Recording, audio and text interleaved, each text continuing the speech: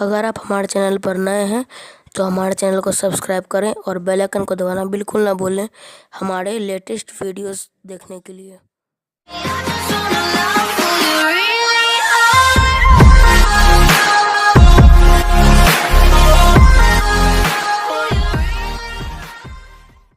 नमस्कार दोस्तों, career advice and others में आपका स्वागत है।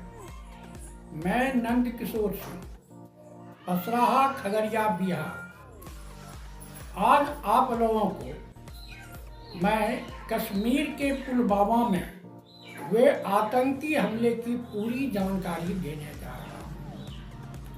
लेकिन इस जानकारी देने से पहले मेरी आपसे अपील है कि आप मेरे चैनल को सब्सक्राइब अवश्य कर दें।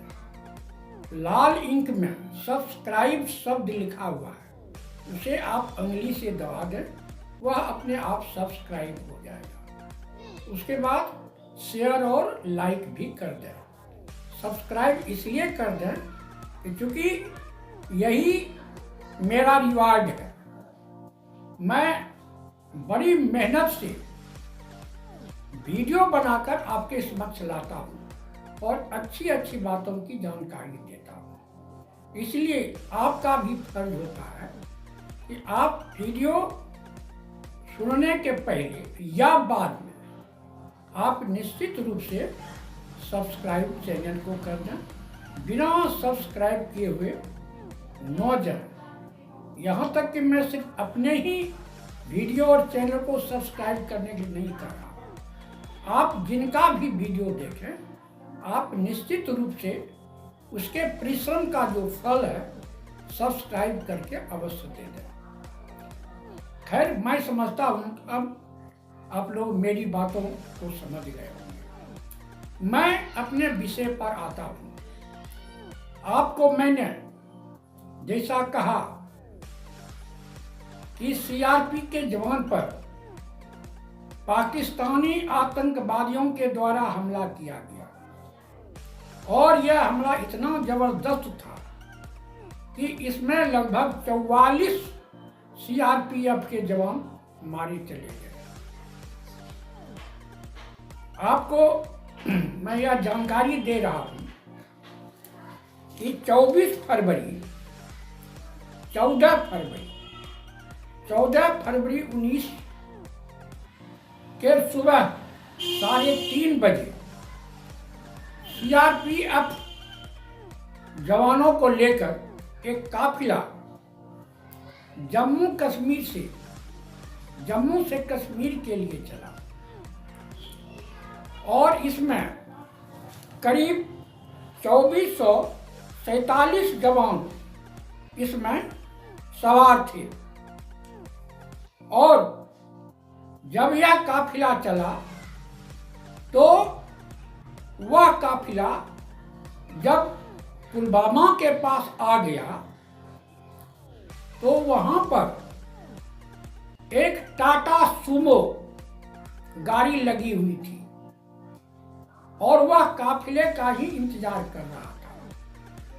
और उस टाटा सुमो में लगभग 350 किलो विस्फोटक भरा हुआ था और वह जो विस्फोटक था वह आरडीएक्स का विस्फोटक था, जो कि बहुत ही खतरनाक विस्फोटक होता है। जब काफिला उस जगह से गुजरने लगा तो पहली गाड़ी गुजर गई, दूसरी गाड़ी गुजर गई, तीसरी गाड़ी गुजर गई और चौथी भी गाड़ी गुजर गई। और जब 5वीं गाड़ी वहां से गुजरने लगी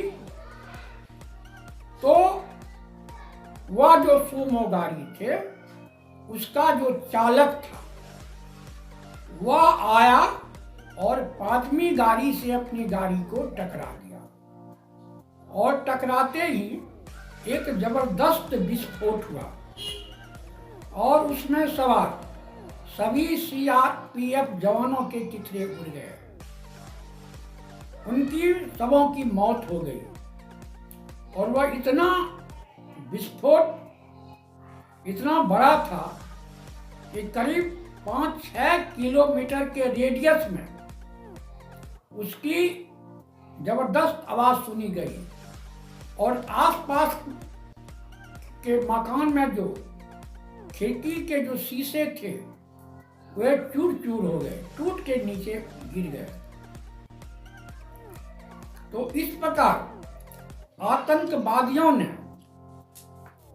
एक कायराना हमला करके यह दिखाया कि हम तो आपको सामने से हम युद्ध आपके पास के साथ नहीं कर सकते, हम उस लायक नहीं हैं, इसलिए हम छिप करके जो है हम हमला करते हैं।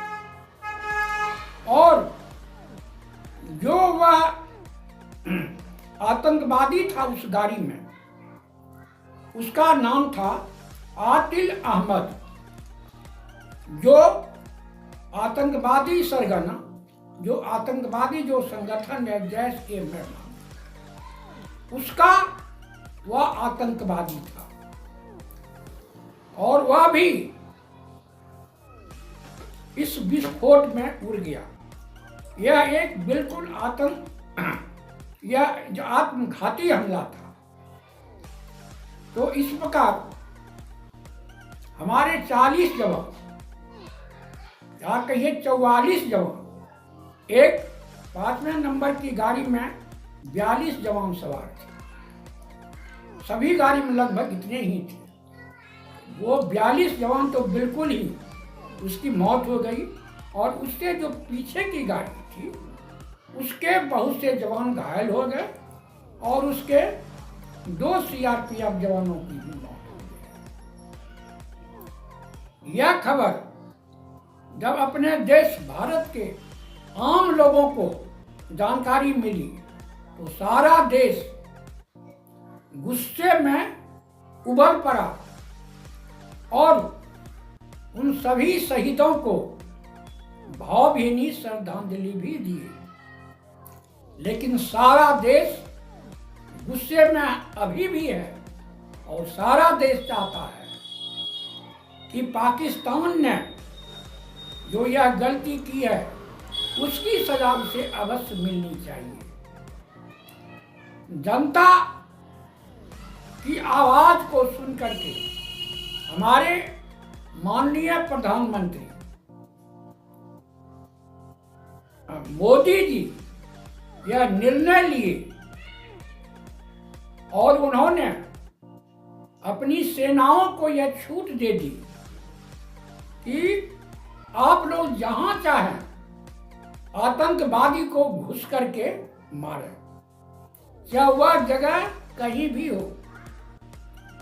और उनको यह पूरी छूट दे दी कि उसे कहां मारेंगे, आतंकवादी को किस दिन मारेंगे, कैसे मारेंगे, किस रणनीति के तहत मारेंगे, ये सारा फैसला आप सैनिकों को ही करना है। मैंने सिर्फ आपको यह छूट दे दी है देश की आवाज को सुन करके। उस दिन से हमारे सैनिक भाई इस ताक में लगे हुए हैं और वह रणनीति बना रहे हैं और उम्मीद है कि बहुत जल्द ही आपको रिजल्ट देखने को मिलेगा हमारे सैनिक भाइयों का। एक और हमारे सैनिक भाई गोली और बम से जहां उन आतंकवादियों का खात्मा करेंगे, वहीं दूसरी ओर हमारे माननीय प्रधानमंत्री श्री मोदी जी उसको तरपा कर मारने का भी प्लान बना रहे हैं। और इसी रणनीति के तहत पाकिस्तान को दी जाने वाली नदियों के पानी को भी रोकने का ऐलान कर दिया है। उसे जो पानी सप्लाई हो रहा था वह अब बंद हो जाएगा और एक एक बूंद पानी के लिए पाकिस्तान की जनता तरसेगी। और इतना ही नहीं, मोदी जी अपने कूटनीतिक रणनीति के तहत पाकिस्तान को समूची दुनिया के नजरों से गिरा दिया है और आज कोई भी देश पाकिस्तान की मदद करने के लिए तैयार नहीं है। पाकिस्तान की आज आर्थिक हालत इतनी जर्जर हो गई है कि उसका खजाना बिल्कुल खाली हो चुका है। अब उसे भीख मांगने के सिवा अब उसे उसके पास कोई चारा नहीं रह गया है। इस स्थिति में पहुंचने के बाद भी वह ढिठई कर रहा है और जनता को भूखों मरने पर मजबूर कर रहे हैं। पाकिस्तान की जनता चाहती है कि सबसे पहले हमको रोजी रोटी मिले, हमको पेट भरने के लिए अनाज मिले, हमको गोली बम नहीं चाहिए। लेकिन उनकी आवाज को अनसुनी करके वहाँ के हुक्मरान, पाकिस्तान के हुक्मरान, वहाँ के प्रधानमंत्री, वहाँ के सैनिक शासक जनता की आवाज को अनसुनी करके वह अपना जो है हथियार बढ़ाने में लगा हुआ है। वह दूसरे देशों से कर्ज लेता है, यह कहकर के लेता है हम अपनी जनता की सेवा करेंगे, हम अपनी भूखी और प्यासी जनता के लिए रोटी और पानी का प्रबंध करेंगे। लेकिन वह जो कर्ज लेता है विदेशों से, उसका उपयोग अपना हथियार जुटाने में और बढ़ाने में करता है। इस तरह से सारी दुनिया को धूल झोंक करके वह कर्ज ले रहा है और सारी दुनिया, जो लोग खास करके उन्हें कर्ज दे रहे हैं, वह अब समझ चुके हैं कि पाकिस्तान हमारे दिए गए पैसे का गलत उपयोग कर रहा है। इसलिए उन्होंने सबों ने मोदी जी की अपील पर ऐलान कर दिया है कि पाकिस्तान को कर्ज नहीं देंगे। अमेरिका अपना हाथ खींच लिया और भी देश अपना हाथ खींच रहा है। अब उसकी आर्थिक हालत बहुत ही दयनीय हो गई है। और इतना ही नहीं, पाकिस्तान जहां से भी कर्ज लिया है उसको फिर भुगतान करने की स्थिति में नहीं है। आपको मैं एक जानकारी दे दूं कि विश्व बैंक से बहुत अधिक राशि कर्ज ले चुका है। अब विश्व बैंक पाकिस्तान को चेतावनी दे दिया है कि यदि आपने मेरे द्वारा लिए गए कर्ज को आपने भुगतान नहीं किया तो आपके देश के किसी शहर को हम नीलाम कर देंगे। तो यहां तक वह अब पहुंच चुका है। अब वह गुलाम होने जा रहा है, अपने आप मिटने जा रहा है। विश्व के नक्शे पर से उसका अस्तित्व उनका अपनी चाल के कारण जो है समाप्त होने वाला है और वहां की जनता की कष्ट और बढ़ने वाली है। और उसके लिए पाकिस्तान की सरकार और वहाँ की जो सैनिक शासक है वह जिम्मेदार है। इसलिए हम पाकिस्तान की जनता से भी अपील करते हैं, वह अपने हुक्मरान पर वह यह दबाव डाले कि पहले मेरी रोटी का इंतजाम करो, हमें गोली बारूद नहीं चाहिए।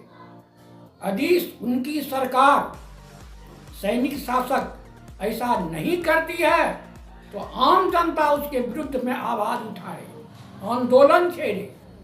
जीवन से बढ़कर के कुछ नहीं है। तभी जो है वहाँ की जनता को रोजी रोटी और पानी मिल सकती है। नहीं तो पाकिस्तान की सरकार जिस तरह से कर रही है वैसे में वहाँ की जनता को प्यासे मरना पड़ेगा और भूखों मरना पड़ेगा। इसलिए यह समय आ गया है पाकिस्तान की जनता के लिए भी वह अपनी सरकार के गलत कदमों का विरोध करे और अपनी रोजी रोटी और जितने भी कर्ज विदेशों से ले रहे हैं उसका उपयोग देश के विकास में करे, देश में हथियार जमा करने के लिए नहीं। तो दोस्तों, हमारे मोदी जी ने अपनी रणनीति के तहत उस सारी दुनिया से उसका कर्ज देना बंद करवा दिया, सारी दुनिया की नजरों से गिरवा दिया और स्वयं पानी बंद करके वहां की जनता को तरसा देगा और सैनिक शासन और सैनिकों को तो उसे मारने की खुली छूट दे ही दिया है। अब निकट भविष्य में एक बहुत बड़ा रिजल्ट आने वाला है और ऐसा रिजल्ट आएगा कि पाकिस्तान को नानी फिर याद आ जाएगी और कभी फिर वह इस तरह का जो आतंकवादी विस्फोट है करने की हिम्मत नहीं जुटा पाएगा। इसलिए मेरा कहना है आम भारत के लोगों से भी कि पाकिस्तान के हर आतंकवादी कार्रवाई का जमकर मुकाबला करें, सरकार उसे जमकर फटकार लगाए और अंत में नहीं सुधरे तो फिर टिट फॉर टैट की नीति अपनावे ताकि पाकिस्तान की हालत बिल्कुल ही खराब हो जाए और वह खड़े होने की स्थिति में भी नहीं हो। तो यहाँ की जनता, यहाँ की सरकार हमारे सैनिकों के साथ है, हमारे सीआरपीएफ जवानों के साथ है। हम सभी उनके साथ हैं, देश के साथ हैं और सभी भारतवासी हम कसम खाते हैं कि हमारे देश के विरुद्ध अगर कोई हमला करेगा, चाहे वह आतंकवादी हमला हो या किसी देश का हमला हो, तो उस देश की जनता एकजुट होकर उसका विरोध करेगी। मैं अब इस पर अपना वक्तव्य समाप्त करता हूं। आप मेरे वक्तव्य सुनने के बाद यदि आपने अभी तक मेरे चैनल को सब्सक्राइब नहीं किया है तो उसको निश्चित रूप से सब्सक्राइब कर दें। बिना सब्सक्राइब किए हुए न जाए। धन्यवाद।